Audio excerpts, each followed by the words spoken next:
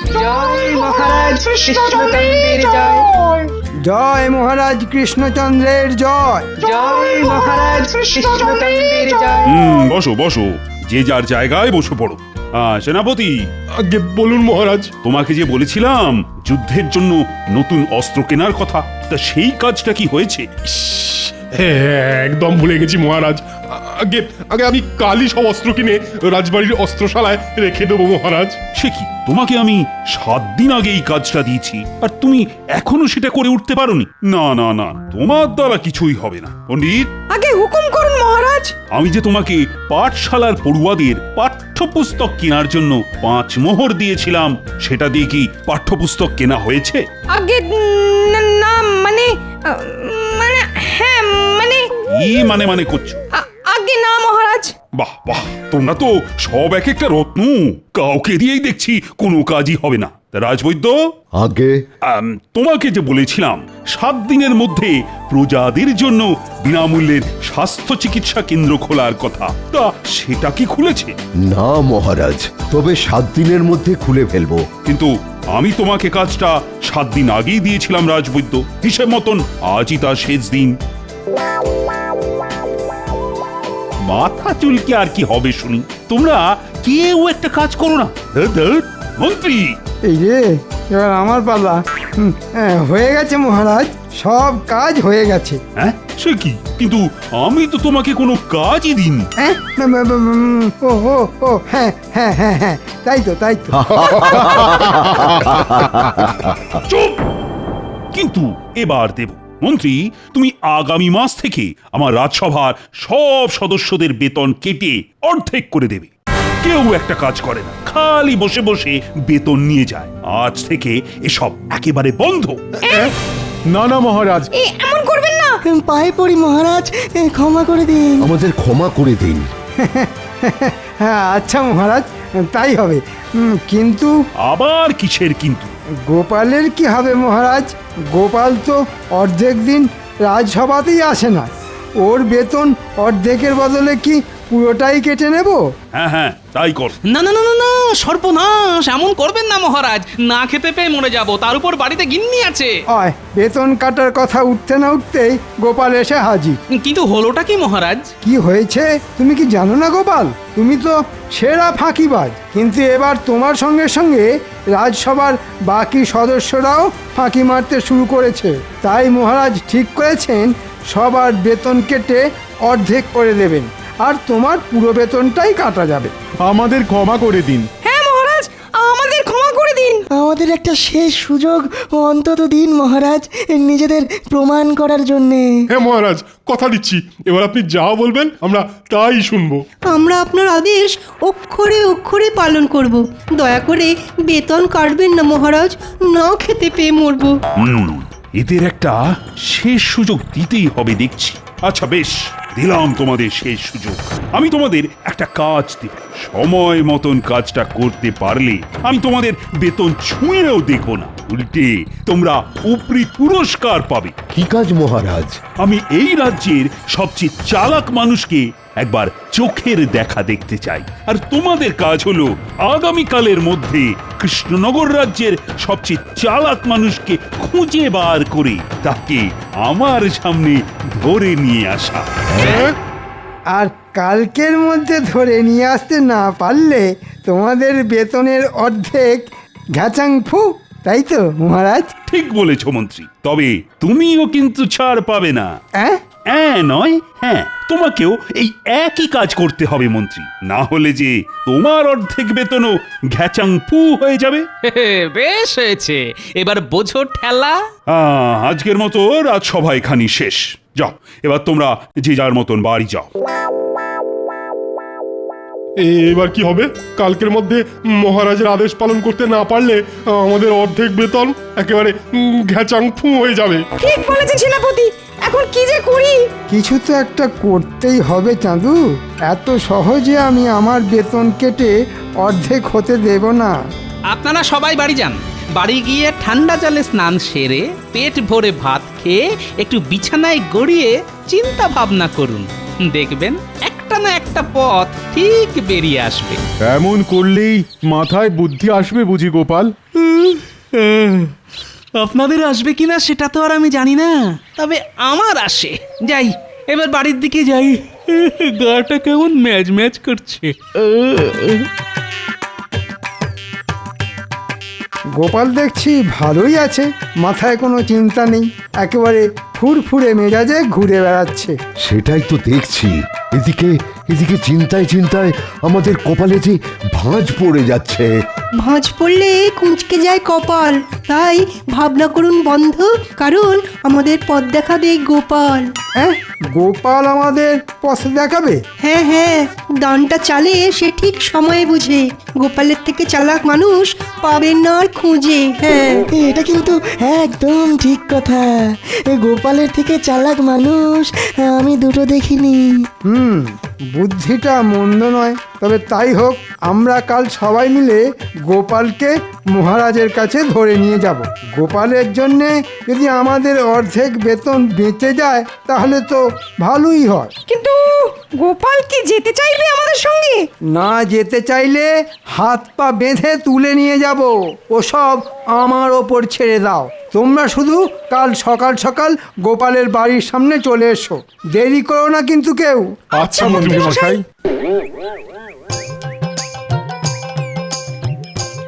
মহারাজের মাথায় যে কখন কি চাপে সে শুধুমাত্র ভগবানই জানেন। বলেন কিনা এই রাজ্যের সবচেয়ে চালাক মানুষকে খুঁজে আনতে।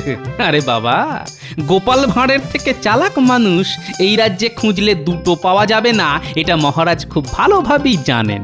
কিন্তু মহারাজের আদেশ, আর আমাকে মহারাজের আদেশ পালন করতেই হবে, না হলে বেতন ঘেঁচাং ফু। পেয়েছি, একটা উপায় খুঁজে পেয়েছি। আগামীকাল রাজসভায় আমি একটা বড় আয়না নিয়ে যাব, তারপর আয়নাটা মহারাজের হাতে দিয়ে বলবো আমার মুখের দিকে রাখতে। আয়নায় আমার প্রতিচ্ছবি দেখে মহারাজ ঠিক বুঝতে পারবেন এই রাজ্যের সবচেয়ে চালাক মানুষকে।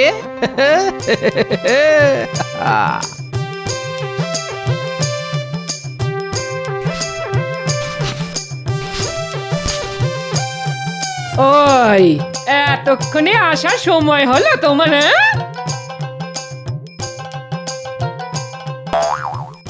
ওমা, আবার কোথায় চললে গো? একটা বড় দেখে আয়না কিনতে। কাছে পয়সা ছিল না তো, তাই ঘরে এসেছিলাম পয়সা নিতে।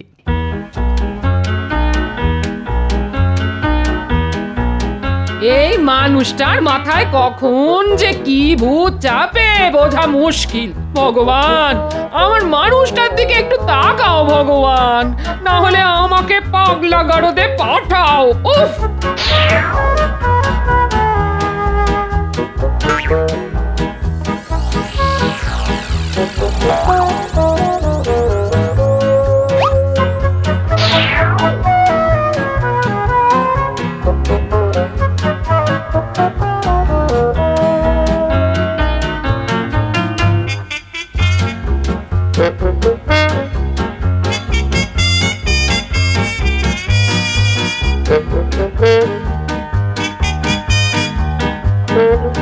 গোপাল দাদু, কোথায় যাচ্ছ?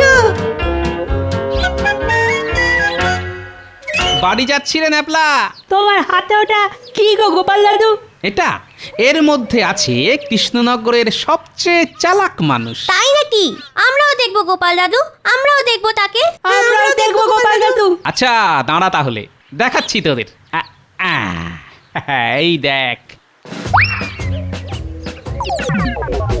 এটা তো তুমি গোপাল দাদু। ঠিক বলেছিস, আমি হলাম এই রাজ্যের সবচেয়ে চালাক মানুষ। কি মজা, কি মজা! আমাদের দাদু সবচেয়ে চালাক। এই আনন্দে আমাদের মাখা সন্দেশ খাওয়াও না গোপাল দাদু। অমনি না, এখনো সব হবে না, পরে খাওয়াবো। দাদু যদি চালাক হয়, নাতি নাতনিরাও কিছু কম যায় না। ও, গোপাল তাহলে কাল রাজসভায় এই আয়নাটা নিয়ে যাবে। আয়নায় নিজেকে দেখিয়ে মহারাজের কাছ থেকে নিজের বেতন বাঁচানোর ফন্দি করছে। কিন্তু মন্ত্রী থাকতে এটা তো হবে না। আজ রাতেই এই আয়নাকে একেবারে ভেঙে টুকরো টুকরো করে দেব আমি। তখন দেখবো গোপাল, কাল তুমি রাজসভায় কি নিয়ে যাও।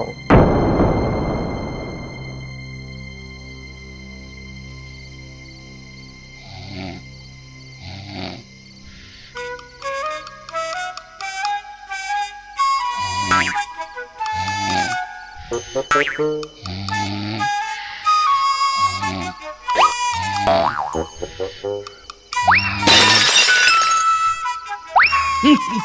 কে মাঝরাতে কিসের আওয়াজ হলো বলো তো? সর্বনাশ! এ কি?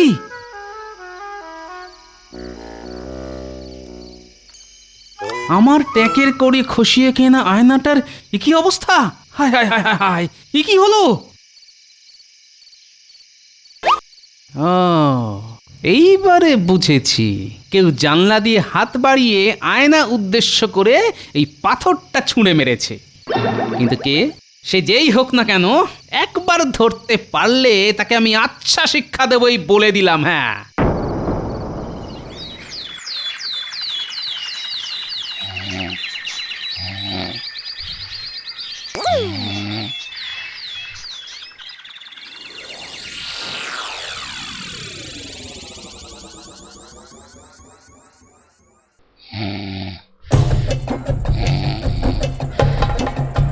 এই সুযোগ মন্ত্রী মশাই, গোপাল এখন গভীর নিদ্রায়। ঘুমের মধ্যে গোপালকে তুলে নিয়ে গেলেই গোপাল সেটা ঘুণাক্ষরেও টের পাবে না। তবে তাই করি। নাও নাও, সবাই হাত লাগাও।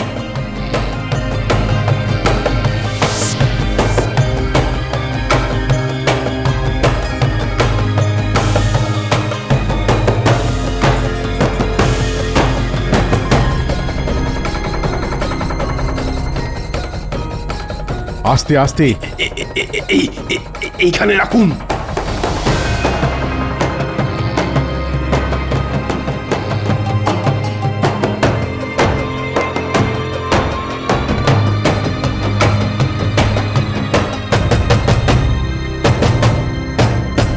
এই দেখুন মহারাজ, আমরা সবাই এই রাজ্যের সবচেয়ে চালাক মানুষকে ধরে নিয়ে এসেছি। হ্যাঁ?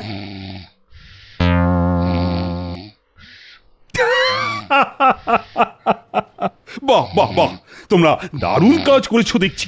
সত্যি গোপালের থেকে চালাক মানুষ এই রাজ্যে আর দুটি নেই। আমিও আমার কথা রাখবো।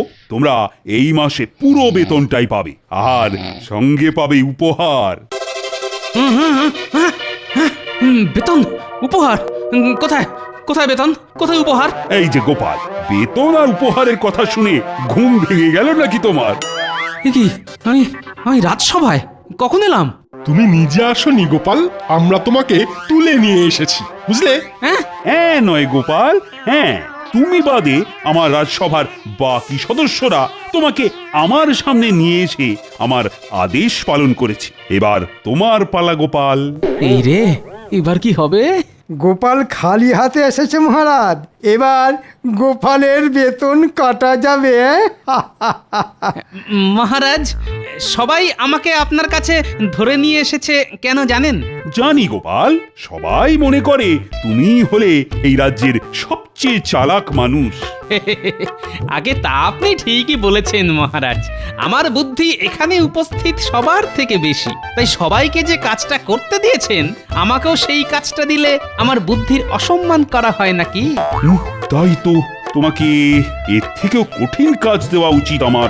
তাই দিন মহারাজ, তাতে করে হাতে কিছুটা সময় অন্তত পাওয়া যাবে। ওসবের কি দরকার মহারাজ? আপনি বরং গোপালের এই মাসের পুরো বেতনটাই কেটে নিন। না না না না, তা কি করে হয়? গোপাল হলো এই রাজ্যের সবচেয়ে চালাক মানুষ। গোপাল, আগে বলুন মহারাজ। তোমাকে এই রাজ্যের সবচেয়ে চালাক মানুষ না, সবচেয়ে চালাক পশুকে খুঁজে আনতে হবে, এবং সেটা আমার সামনে প্রমাণও করতে হবে। তোমার হাতে কিন্তু একদিন সময়। এই একদিনের মধ্যে এই রাজ্যের সবচেয়ে চালাক পশু খুঁজে নিয়ে আসতে না পারলে আমি তোমাকে 1 মাসের নয় 2 মাসের বেতন কেটে নেব। সর্বনাশ! এবার গোপাল বাবাজি পালাবে কোথায়? আজকের মতো রাজসভা এখানেই শেষ। যাও গোপাল, তুমিও বাড়ি যাও। কাল রাজসভায় আমি এই রাজ্যের সবচেয়ে চালাক পশুকে দেখতে চাই কিন্তু। গোপাল, এবার তোমার 2 মাসের বেতন ঘ্যাচাংফু হলো বলে। না না না, এত সহজে আমি হার মানব না। আমি হলাম গোপাল ভাঁড়, তোমার নাম গোপাল ভাঁড় আর কপাল ভাঁড়। কালকের মধ্যে এই রাজ্যের সবচেয়ে চালাক পশুকে খুঁজে বার করা মুখের কথা নয়। কি ভেবেছিলে গোপাল? মহারাজের কাছে নিজের বুদ্ধির কথা বলে আমাদের থেকে দ্বিগুণ উপহার হাতিয়ে নেবে? হ্যাঁ, সে ঘুরে বালি। কথায় আছে, অতি চালাকের গলায় দড়ি। তোমার হালও সেই রকমই হবে, বুঝেছো? কাজটা ঠিক করলাম না। এই যে পুরো হিতের বিপরীত হয়ে গেল। 1 মাসের বেতন বাঁচাতে গিয়ে এখন 2 মাসের বেতন যেতে বসেছে। এই রাজ্যের সবচেয়ে চালাক পশুকে খুঁজে না পেলে আমাকে যে আগামী 2 মাস না খেয়ে থাকতে হবে। শেয়াল। শেয়াল হলো সবচেয়ে ধূর্ত পশু। পেয়েছি।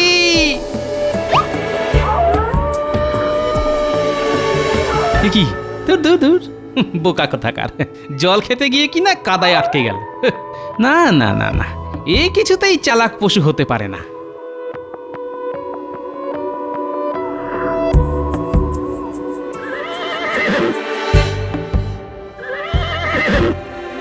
এই দেখ, পাশে একটা বড় গাছের ছায়া থাকতে এই ঘোড়াটা রোদের মধ্যে দাঁড়িয়ে হাঁপাচ্ছে। ধুর, এও চালাক নয়।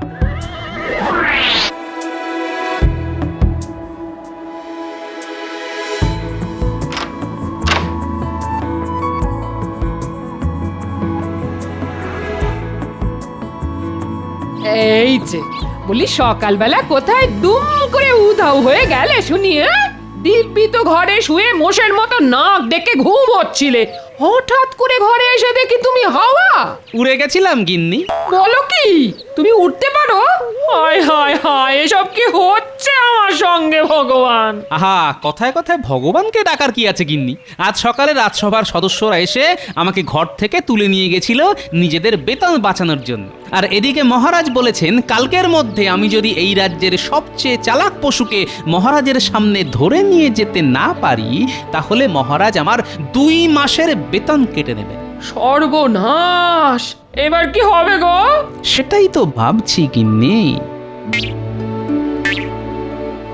তোমার নাম গোপাল ভাঁড় আর কপাল ভাঁড়।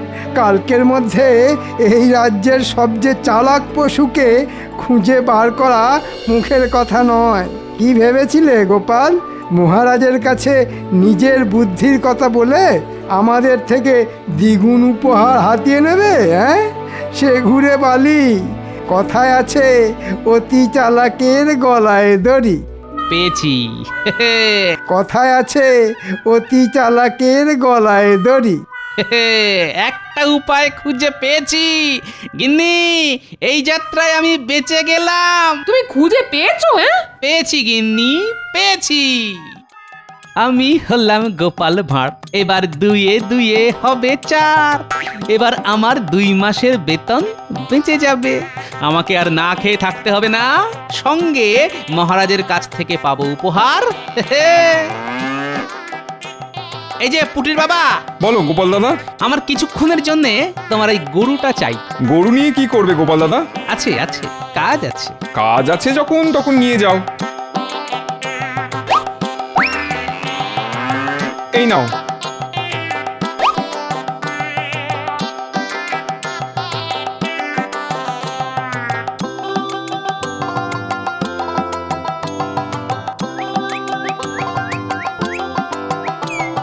মহারাজ দেখবেন, আজও গোপাল ডুব মারবে। আজ গোপাল ডুব মারলে না 2 মাসের বেতন নয়, গোপালকে আমি সারা জীবনের মতন রাজসভা থেকে বহিষ্কার করব। আরে গোপাল! আগে সেটা আর হচ্ছে না মহারাজ। গোপাল এসে গেছে এবং সঙ্গে করে নিয়ে এসেছে এই রাজ্যের সবচেয়ে চালাক পশুকে। হ্যাঁ, গরু? আগে একদম ঠিক মহারাজ। তুমি কি পাগল হয়ে গেলে গোপাল? গরু কি করে সবচেয়ে চালাক প্রাণী হতে পারে? আমার পাঠশালায় কেউ পড়া না পারলে আমি তাকে গরু বলে ডাকি, আর সেই গরু নাকি সবচেয়ে চালাক প্রাণী।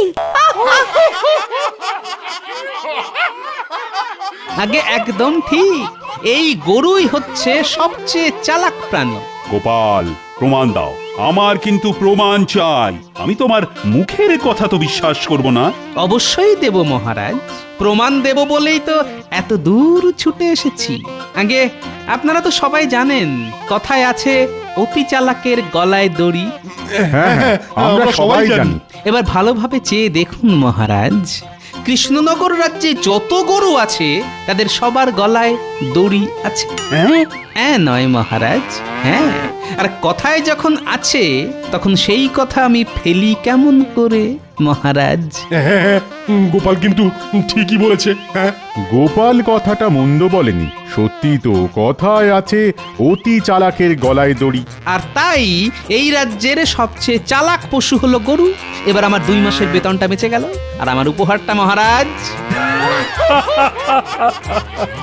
পাবে পাবে, তুমি উপহার পাবে। বাপ রে বাপ, কি বুদ্ধি তোমার গোপাল! আগে আমি নিজের বুদ্ধির পরিচয় না দিলে রাজসভার বাকি সদস্যদের অর্ধেক বেতনও ঘেচাংফু হয়ে যেত, কারণ ওনারা আমাকে সবচেয়ে চালাক মানুষ হিসেবে তুলে নিয়ে এসেছিলেন। যা, এত চেষ্টা করেও আমি গোপালকে আটকাতে পারলাম না। মন্ত্রী মশাই, আমি জানি আপনি ঢিল ছুঁড়ে আমার ঘরে রাখা আয়নাটা ভেঙেছিলেন। হ্যাঁ, তুমি কি করে জানলে? ভুল হয়ে গেছে গোপাল, আর আমি তোমার পিছনে লাগতে যাব না। আন্দাজে বললাম। ও, তার মানে এটাই সত্যি? না মানে মন্ত্রী, তুমিও দেখছি কম যাও না। ওরে বাবা রে, পালাও পালাও!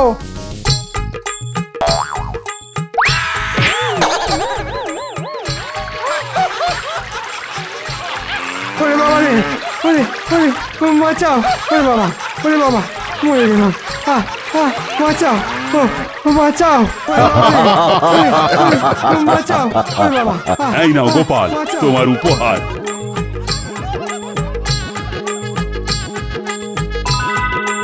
তোমার মতন চালাক মানুষ এই রাজ্যে কেন, গোটা পৃথিবীতেও নেই। ধন্যবাদ মহারাজ।